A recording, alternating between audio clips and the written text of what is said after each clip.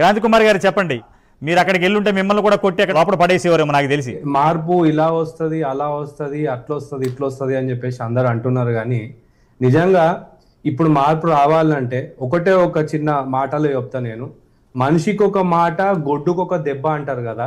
ఈ శ్రీ చైతన్య గొడ్డులను మేము లట్లు తీసుకొని కొట్టి చక్కగా చేసే రోజులు దగ్గరలోనే ఉన్నాయి. ఈ విషయం ప్రైమ్ 9 ముఖంగా చెప్తున్నాను. ఎందుకంటే మీరు చూపించిన దాంట్లో మీరు కరెక్ట్ గా మీరు పంపించిన వీడియో కనుక చూస్తే వీళ్ళే ఇందులో ఉన్న వాళ్ళే ఇక్కడ ఈ రోజు కూడా ఇవే క్రైమ్ కి పాల్పడ్డారు. వీళ్ళంతా హ్యాబిచువల్ అఫెండర్స్ అన్నమాట. ప్రతిసారి వీళ్ళ ఉంటున్నారు. పిల్లల్ని ఇబ్బంది పెట్టుడు, పిల్లల్ని మానసికంగా ఒత్తిడికి గురి చేసుడు. ఇలా మీరు ఐడెంటిఫై చేయొచ్చు. అంటే మీ మీద దాడి చేసిన వాళ్ళు ఈ రోజు సీన్ ఆఫ్ ఎఫెన్స్ లో ఉన్న వాళ్ళు సేమ్ అంటారా? Same people.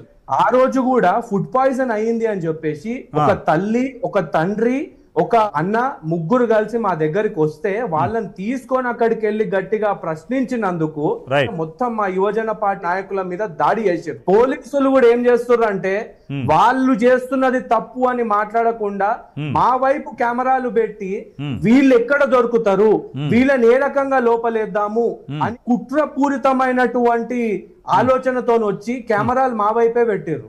మా దగ్గర ఉన్న వాళ్ళు కొంచెం చాకచక్యంగా 360 డిగ్రీస్ లో కవర్ చేశారు. కాబట్టి అక్కడ పోలీసులు ఏం చేసిర్రు, అక్కడికి వచ్చిన మీడియా, 4th ఎస్టేట్ అనుకునే మీడియా కెమెరా పర్సన్ ని కొట్టి కెమెరాని లాక్కున్న తర్వాత అప్పుడు మా అందరి మీద దాడి మొదలు పెట్టారు. అందుకే నేను చెప్తున్నాను, ఈ శ్రీ చైతన్య గూండాలందరికీ బుద్ధి చెప్పే రోజు తొందరలోనే ఉంది. వాళ్ళ భాషలోనే వాళ్ళకి సమాధానం చెప్పాల్సినటువంటి రోజులు దగ్గర పడుతున్నాయి. మనిషికి ఒక మాట, గొడ్డుకొక దెబ్బ అంటారు కదా. ఈ గొడ్డులను ఎట్లా చక్కగా చేస్తామో రాబోయే రోజుల్లో తెలుగు రాష్ట్రాల్లో ఉన్న ప్రజలందరూ చూస్తారు. సైలెంట్ గా ఉన్నంత మాత్రాన ఇక అన్ని వదిలేసినట్టు కాదు. ఖచ్చితంగా రాజ్యాంగ బద్ధమైనటువంటి క్రమంలో వెళ్తున్నాము. పోలీస్ కంప్లైంట్లు ఇచ్చినాము. వాటి మీద ఇప్పటి వరకు ఏ రకమైన చర్యలు తీసుకోలేదు. వీళ్ళకి ఏం తాయిలాలు అందుతున్నాయో అర్థం కాని పరిస్థితి అయిపోయింది. ఈ రోజు మీరు క్లియర్లీ చూస్తే ఇదే ఈ రౌడీలే అక్కడ కూడా ఉన్నారు. ఇలాంటి రౌడీలందరికీ కొమ్ము కాస్తుంది మన తెలంగాణ పోలీసులు, తెలంగాణ ప్రభుత్వము. వీళ్ళకి ఎంత ముడుతున్నాయో అర్థం అవ్వట్లేదు. కానీ ఎవడొచ్చినా మమ్మల్ని ఏం పీకలేడు, చూసుకుందామన్న ధీమాతోని వీళ్ళు ఉన్నారు. వీళ్ళని ఏం పీకాలో, ఎట్లా పీకాలో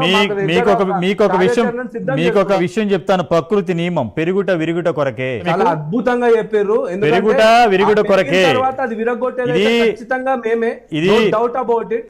ఇప్పటి వరకు చాలా మర్యాదగా చెప్పినాము, బాబు వద్దురా అని అన్నాము. క్రాంతి కుమార్ గారు, కలియుగంలో ఒక ధర్మం ఉంది. అధర్మాలు చేసేవాడు కొన్ని రోజులే పైకి ఎగురుతాడు, కానీ ఏదో రోజు నేలమట్టం అవ్వక తప్పదు.